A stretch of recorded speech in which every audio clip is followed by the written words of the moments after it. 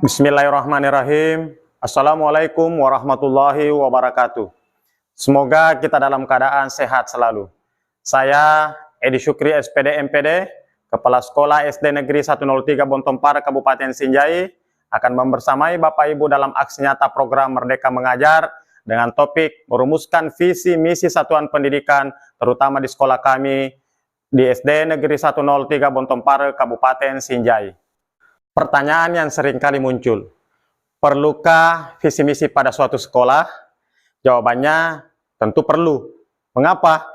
Karena visi adalah sebuah impian, kemauan, keinginan, dorongan dari sekolah yang dijadikan cita-cita, inspirasi, motivasi, dan kekuatan bersama warga sekolah mengenai wujud sekolah pada masa yang akan datang. Dan misi, langkah operasional dari merealisasikan visi tersebut. Visi sekolah merupakan branding sebuah sekolah dan juga sebuah ciri khas yang membedakan sekolah dengan sekolah lainnya yang sederajat. Visi misi merupakan keperluan pemangku kepentingan dalam mengelola sekolah. Tentunya sebuah kepentingan dalam pengertian mengelola sebuah lembaga pendidikan. Sebuah kepentingan ini perlu dilandasi dari kekuatan, kelemahan, peluang, dan ancaman pada keberadaan sekolah tersebut.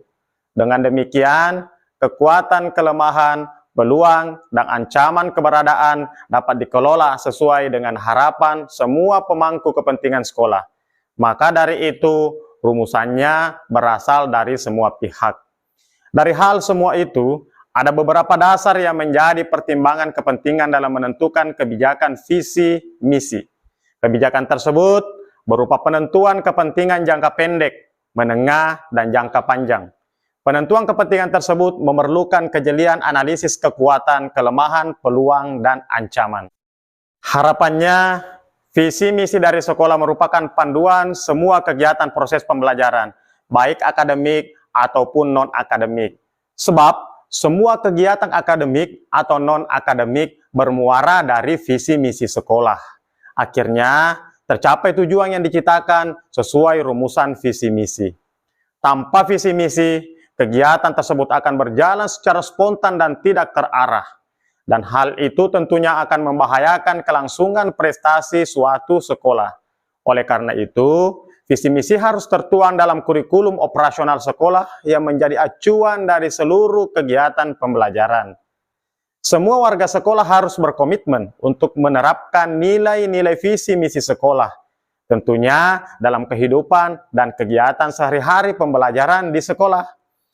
Penyusunan visi misi sekolah menjadi kunci dan harus melalui tahapan analisis karakteristik satuan pendidikan, serta melakukan refleksi berkala untuk memastikan apakah visi misi yang telah disusun ini dalam jangka waktu tertentu masih relevan atau sesuai dengan perkembangan di tahun-tahun berikutnya. Sebelum menyusun kurikulum satuan pendidikan, tentunya satuan pendidikan melakukan analisis karakteristik satuan pendidikan. Di antaranya yang dapat kita analisis adalah keunikan apa sih yang dimiliki oleh setiap satuan pendidikan, karena tentunya antara satuan pendidikan yang satu dengan pendidikan yang lainnya memiliki keunikan yang berbeda-beda.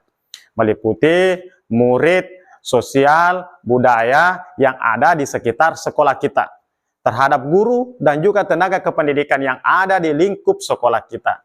Tentunya hal ini memiliki karakteristik keunikan tersendiri di setiap sekolah. Dalam langkah menyusun visi misi sekolah, kami tentunya ada beberapa kegiatan yang kita laksanakan. Yang pertama adalah mengenai analisis lingkungan belajar. Analisis lingkungan belajar ini meliputi dari beberapa masukan dari perwakilan satuan pendidikan terdapat kepala sekolah, guru, peserta didik, tenaga kependidikan, serta dari perwakilan orang tua.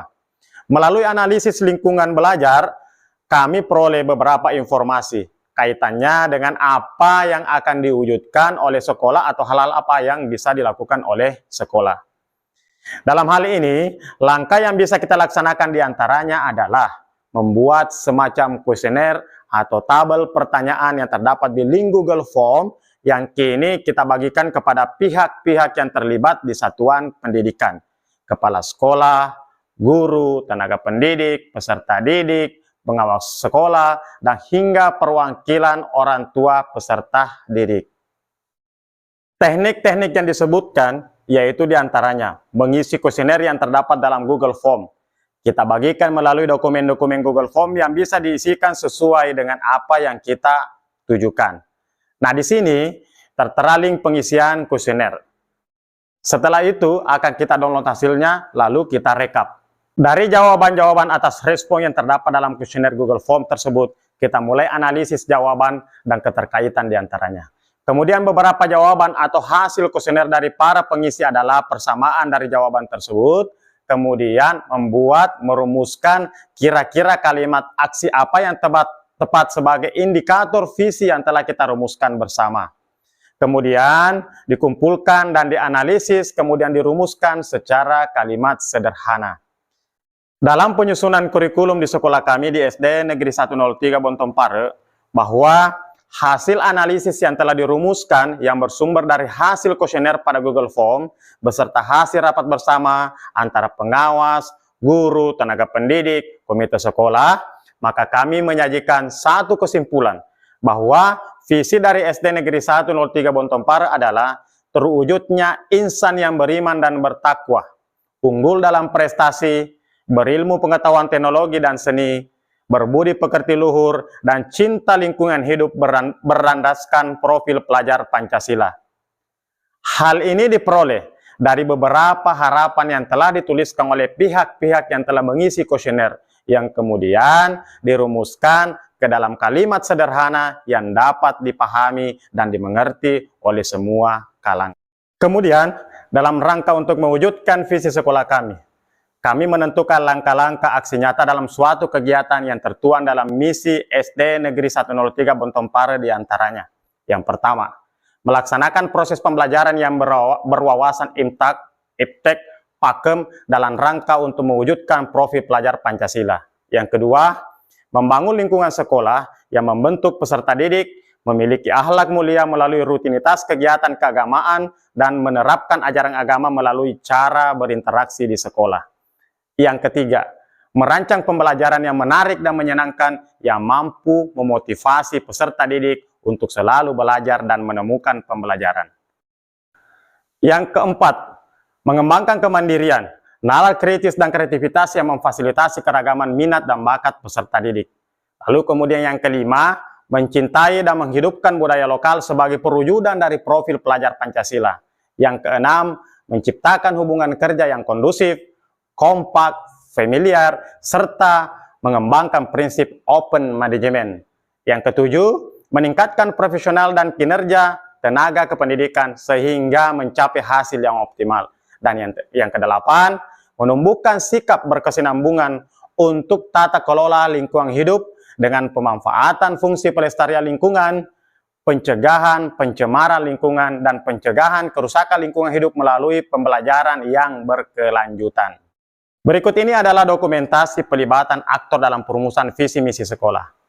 Hal ini dilaksanakan sebelum tahun pelajaran baru tahun 2022, tahun 2023. Bersama kepala sekolah, Bapak Ibu guru, pengawas, dan komite sekolah melaksanakan kegiatan rapat perumusan kurikulum operasional satuan pendidikan, yaitu pada bulan Juli tahun 2022.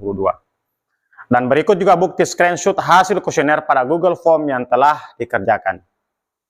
Selain itu, terdapat hasil refleksi dan umpan balik dari Bapak Ibu guru melalui Google Form terhadap aksi nyata yang telah saya lakukan pada platform Merdeka Mengajar. Demikian aksi nyata yang telah saya lakukan di sekolah kami di SD Negeri 103 Bontompare Kabupaten Sinjai. Semoga ini ada manfaatnya dan dapat menjadi pengalaman. Sekian, Assalamualaikum warahmatullahi wabarakatuh.